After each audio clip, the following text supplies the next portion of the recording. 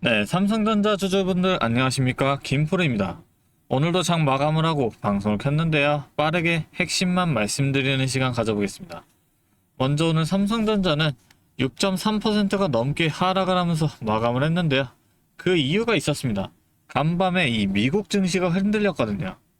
이 구글 안에서 오랫동안 전설로 불리던 이 제프 딘 수석과학자가 회사를 떠난다는 소식이 나왔습니다. 이게 단순히 한 사람의 퇴사 소식이 아니라 이 AI 핵심 인재들이 이탈하기 시작하는 거 아니냐는 AI 밸류에이션 자체에 대한 그 의구심으로 번진 거거든요. 여기다 미국 반도체 지수가 약세를 보이면서 그 여파가 그대로 국내 시장으로 넘어온 겁니다. 그래서 오늘 코스피가 4.58% 하락을 했고 장중에는 5% 넘게 폭락을 하면서 프로그램 매도가 잠깐 멈추는 이 사이드카까지 발동이 됐어요. 오늘 수급을 보면 이 흐름이 그대로 보이는데요. 외국인이 3조 9천억 원을 팔고 기관도 1,700억을 팔았습니다. 그런데 개인은 오히려 3조 9천억을 넘게 사들인 거죠. 외국인이 던지는 그 물량을 개인이 고스란히 받아낸 거예요. 증권사별로 보면 더 명확해지는데요. 오늘 골드만삭스가 332만 주를 넘게 순매도를 했고 이 메릴린치도 매도 우위였습니다. 반대로 KB증권과 키움증권이 각각 240만 주와 190만 주를 순매수를 했는데요. 외국계 창구에서 나온 매물을 국내 증권사 창구가 받아내고 있는 그림이에요. 근데 이게 삼성전자 자체에 나쁜 뉴스가 나와서 빠진 게 아니라 미국의 AI 밸류에이션 우려, 반도체 지수 약세라는 이 외부의 충격이 그대로 전이가 된 겁니다. 이런 하락은 회사의 펀더멘탈이 흔들려서 나오는 게 아니라 이 심리적인 충격으로 나오는 경우가 많아요.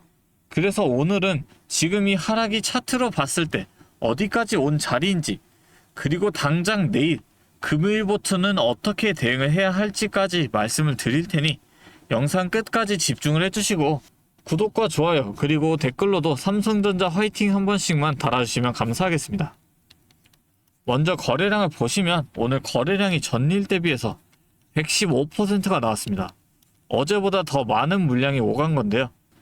6.3%가 하락하는 날에 거래량이 이 정도로 실렸다는 건 오늘 하락에 그만큼 많은 매물이 나왔다는 건데, 동시에 그 물량을 받아주는 매수도 함께 들어왔다는 거예요.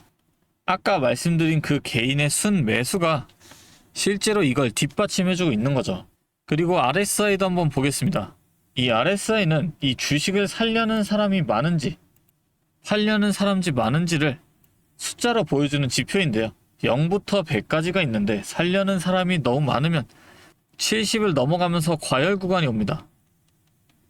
반대로 팔려는 사람이 너무 많아지면 이 30보다 아래로 내려가면서 과매도 구간이 되는데요. 지금 삼성전자는 RSI가 40대 초반까지 내려와 있는 상태입니다. 고속도로의 제한 속도가 70이라면 지금 반대로 너무 느리게 달리고 있는 상태에 가까운 거죠. 아직 30까지는 여유가 있지만 오늘처럼 크게 빠지는 날이 반복이 된다면 과매도 구간까지 근접할 수 있는 거예요. 하지만 과매도 구간이 가까워질수록 역설적으로 이 반등이 나올 가능성이 가장 커지는 구간입니다. 여기에 MACD도 한번 같이 보게 되면 이 MACD는 지금 오르고 있는 힘이 세지고 있는지 약해지고 있는지를 보여주는 지표인데요. 막대가 위로 올라가기 시작하면 상승 추세, 아래로 내려가고 있으면 그 힘이 빠지고 있는 겁니다. 지금 삼성전자의 MACD를 보시면 2달 넘게 마이너스 구간에 갇혀 있다가 최근에 처음으로 플러스로 전환이 됐습니다. 그리고 오늘 6%가 넘게 빠졌는데도 불구하고 MACD는 여전히 상승 추세 구간에 머물러 있습니다. 이게 뭘 의미하냐면 오늘 주가는 외부 충격으로 크게 눌렸지만 최근 만들어진 이 상승 추세의 힘 자체는 아직 완전히 꺾이지 않았다는 거예요. 가격이 밀렸어도 추세의 뼈대는 아직 살아있는 상태로 보시면 됩니다. 그리고 매물대도 짚고 가겠습니다.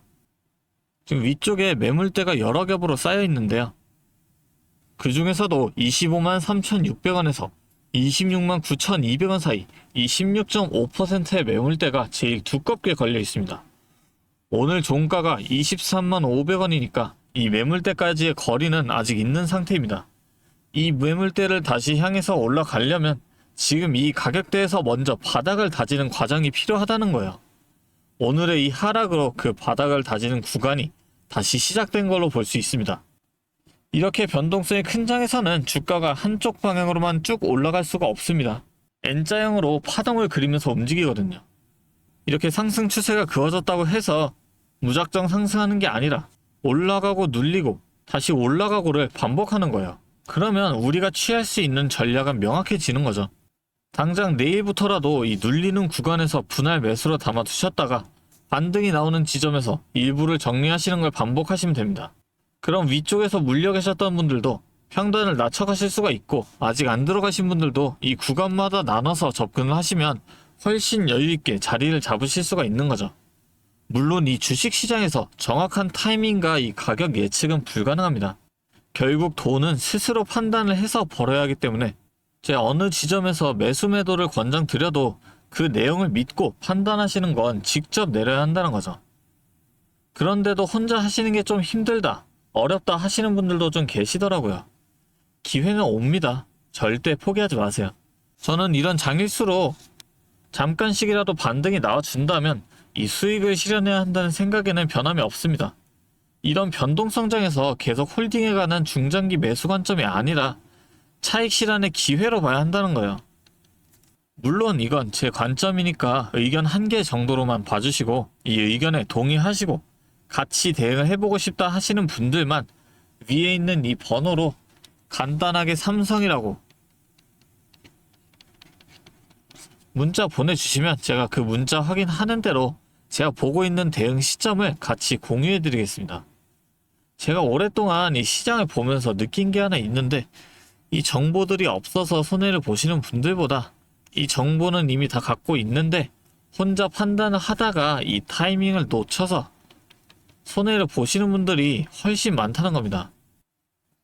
주식판이 늘 그렇습니다. 손절을 못해서 대부분 무너지는데 막상 그 상황에 본인이 처하게 되면 아무도 손절을 못합니다. 실제로 큰 하락 전에는 큰 상승이 있는데 4년간의 미국 상승장이나 20년 만에 코스피 상승장, 그리고 지금 이렇게 돼버리니 손절을 하고 싶어도 손절을 못하죠. 그냥 오르기만 기도하는 상황을 만들어버리는 겁니다. 주식의 역사는 늘 그걸 반복해왔습니다. 그래서 지나고 나서 보면 말로야 쉽죠. 그래서 지금은 그 판단을 내리시는 걸 도와드리고 있는 거고, 근거는 이미 오늘 영상에서 다 말씀을 드렸잖아요. 그런데 그 근거를 알고 있는 것과 실제로 그 타이밍에 맞춰서 행동하시는 건 완전히 다른 내용이라는 거죠. 저는 그 사이 간격을 메워드리려는 거고, 여러분이 저처럼 좋은 자리를 흘려보내시거나 타이밍을 놓치시는 시행착오를 겪지 않으셨으면 합니다. 마지막으로 지금까지 영상 시청해주신 분들을 위해 특별한 이 선물도 하나 준비해 왔는데요. 지금까지 영상 봐주신 주주님들만큼은 꼭 놓치지 마시고 함께 챙겨가셨으면 좋겠습니다. 자, 오늘 제가 준비한 선물은 요즘 굉장히 핫한 이 AI와 관련된 종목인데요. 자, 그런데 이 AI가 사용되는 곳이 굉장히 또 많고 용량도 크다 보니까 전기가 부족해져서 이 전력난이 상당히 심각하다는 겁니다. 이게 어느 정도냐면 이 데이터 센터가 쓰는 전기량이 우리나라 전체 사용량의 2배가 넘는다는 거죠. 그래서 이 데이터 센터 기업들이 가장 먼저 해결해야 하는 숙제가 바로 이 전력난을 해결하는 겁니다. 자, 그런데 이 전력난을 해결하려고 발전소를 더 지으려면 이 10년이 넘는 시간이 걸리는데, 당장 내일 전기가 모자란데 10년은 너무 길죠. 그래서 오늘 가져온 게 가상발전소인데요. 이 가상발전소는 정부와 기업도 큰 관심을 보이는 핵심 사업이라는 겁니다. 그러면 이 가상발전소는 뭘까요? 실제로 발전소를 짓는 게 아니라 여기저기 흩어져 있는 전기들을 네트워크로 묶어서 하나의 발전소처럼 통합 관리하는 시스템인데요. 예를 들어서 전기차 배터리에 남은 전기를 전력망에 다시 팔아서 수익을 낼 수도 있는 겁니다. 이런 식으로 전국의 남은 전기들을 AI가 모아서 마치 하나의 거대한 발전소처럼 운영하는 거죠. 사실 지금까지는 전기를 절약해야 한다, 이렇게만 생각했잖아요. 그런데 이 조건 자체를 바꿔버린다는 겁니다. 이 발전소를 무작정 지을 수 없다면 있는 전기를 얼마나 효율적으로 쪼개서 쓸 수 있느냐가 핵심이 된 거예요. 이게 바로 이 가상발전소가 앞으로의 시장을 지배할 수밖에 없는 이유가 되는 겁니다. 이미 테슬라에서는 일본에서 가상발전소 사업을 전국으로 확대했고요. 우리나라 정부도 제주도에서 이미 시범 사업을 운영하는 중이죠. 결국에는 이 가상발전소, 즉 VPP 사업이 미래의 핵심 사업으로 자리 잡을 수밖에 없는데요. 제가 이 중에서도 무려 5년 전부터 이 가상발전소를 준비해온 특정 종목 한 가지를 가지고 왔습니다. 이 기업은 다른 경쟁사들이 이제 막 가상발전소 사업에 뛰어들 때 이미 5년 전부터 대기업들과 인프라 구축을 마쳤고, 범용성 또한 한 가지에 묶여 있는 게 아니라 아파트, 상가, 공장, 그리고 전기차 충전소까지 서로 다른 에너지를 컨트롤하는 독보적인 통합제어 기술을 이미 갖추고 있다는 겁니다. 다시 말해서 에너지 효율을 뽑아내는 기술력이 시장 평균보다 이미 30% 이상 앞서고 있다는 평가를 받고 있어요.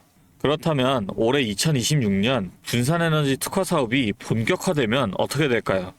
이 기업의 소프트웨어가 전국에 깔리게 되는 압도적인 점유율을 예상해 볼 수 있겠죠.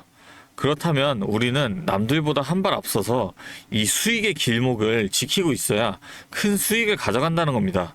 자, 제가 지금 정말 공들여서 분석한 이 종목 정말 궁금하시죠? 지금 화면에 보이시는 이 번호